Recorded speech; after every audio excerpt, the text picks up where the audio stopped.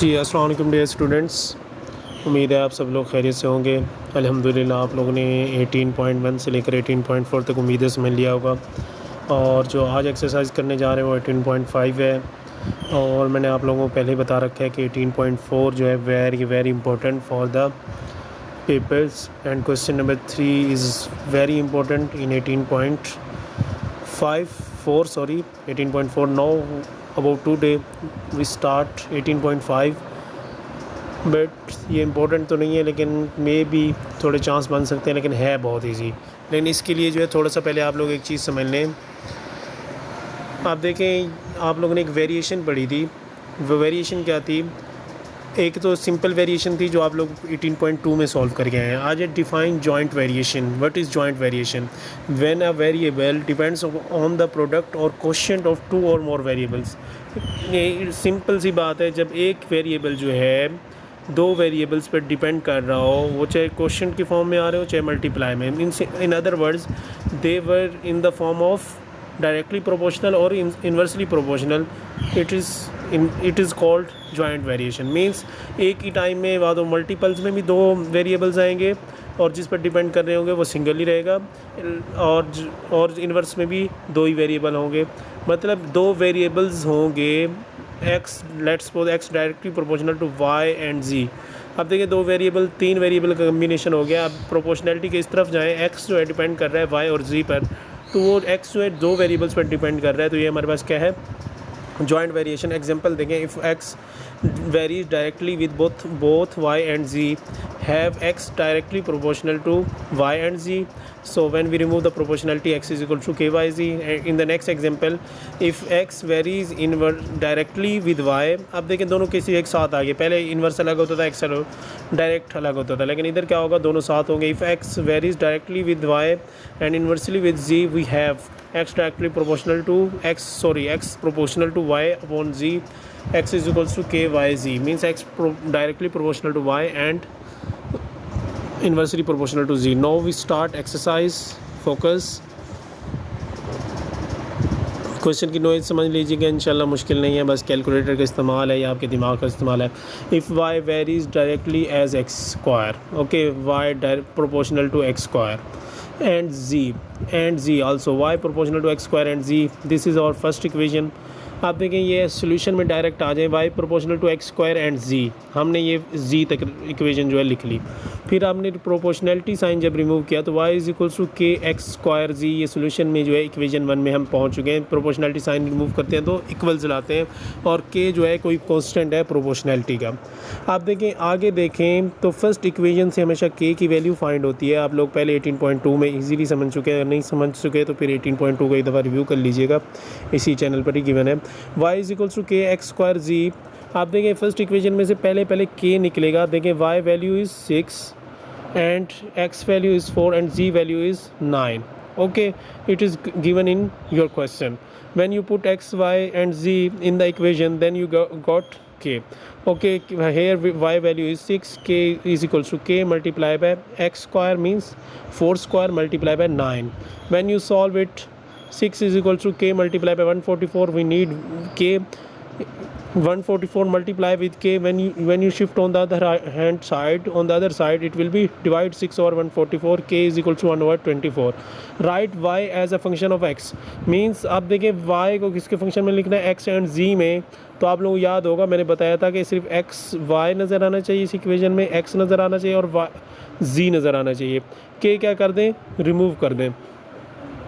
अब k remove कर देंगे तो क्या आएगा? y is equals to 1 over 24 x square z। आप देखें ये इक्वेशन जो है सिर्फ नज़र आ रहा है x और z, x y and z नज़र आ रहे हैं, k आप लोगों को नज़र नहीं आ रहा।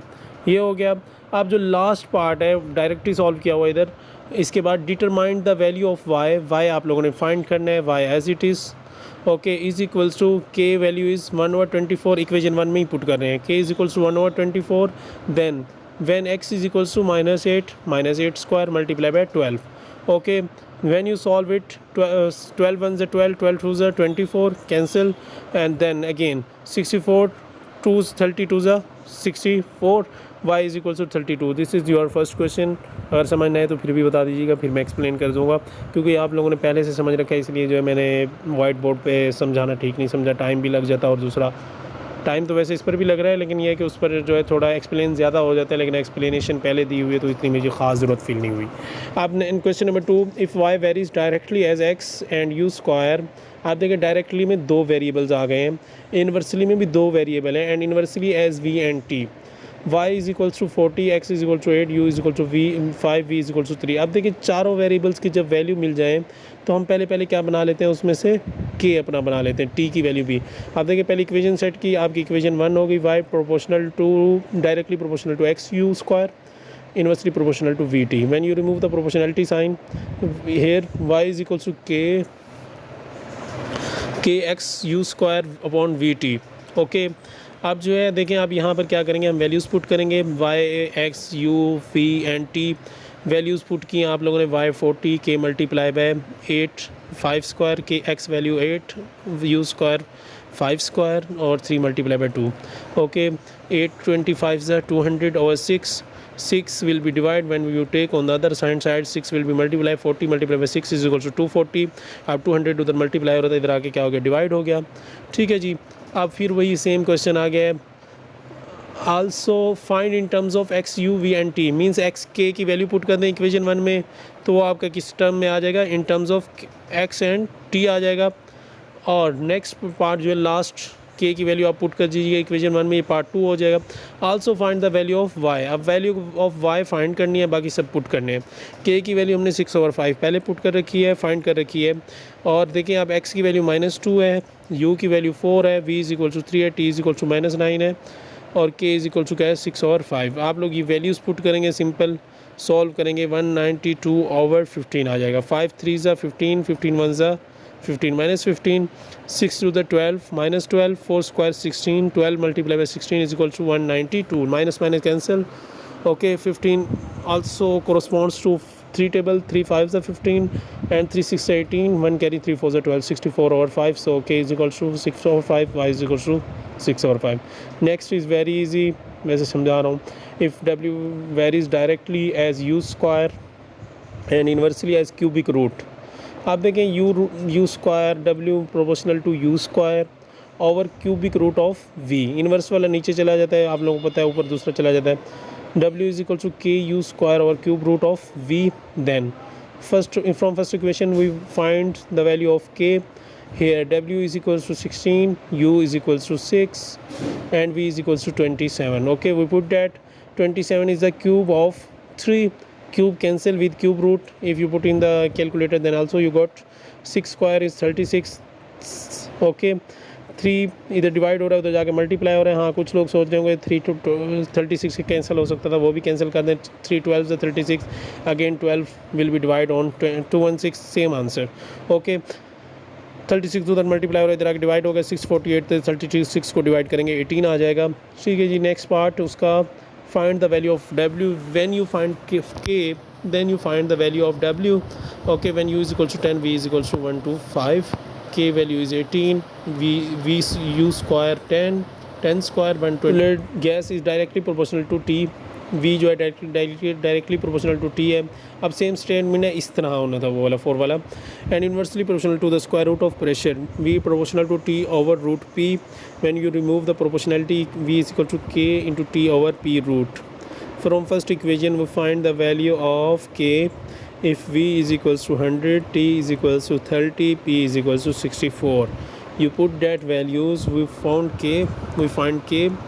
okay, 30 64 is the cube root of 8, 30 over 8 here is divide, when we take on the other side it will be multiplied by 400 over 15 is equals to, when you cancel it, 80 over 3, here k value is 80 over 3। and the next values, find the volume of v। अब देखें volume हमने find करना है, v t is equals to 60 है, p is equals to क्या है 81, k आप लोगों ने फाइंड कर रहे हैं 80 over 3। आप देखिए 81 9 का क्यूब रूट होता है, 9 के क्यूब रूट आ गया, और 80 को 3 पर भी उन्होंने डायरेक्ट डिवाइड कर दिया। वैसे 9 को 27 से मल्टीप्लाई करते फिर कैंसिल करते हैं, फिर जो है ये मल्टीप्लाई हुआ, ये मल्टीप्लाई करके 9 से डिवाइड किया 177.73। ये इम्पोर्टेंट नहीं है, इसलिए मैंने ऐसे समझा दिया कि 18.6 जो है कुछ इम्पोर्टेंट है, इसलिए जो है मैं आप लोगों को जो है वाइट बोर्ड पर समझाऊँगा। ये जो सिर्फ कॉन्सेप्ट देना पर्पज़ था, तो so please work on the concept and if you have any problem then ask in the comment section. बहुत शुक्रिया, जज़ाकल्लाह। वीडियोस देखते रहें इंशाल्लाह। वीडियोस जो है सिर्फ आप लोगों के लिए बनाई जा रही हैं ताकि आप लोग जो है डीप अंडरस्टैंडिंग कर सकें about the questions. If you have any problem then discuss with me. Thank you, जज़ाकल्लाह। अल्लाह हाफ़िज़।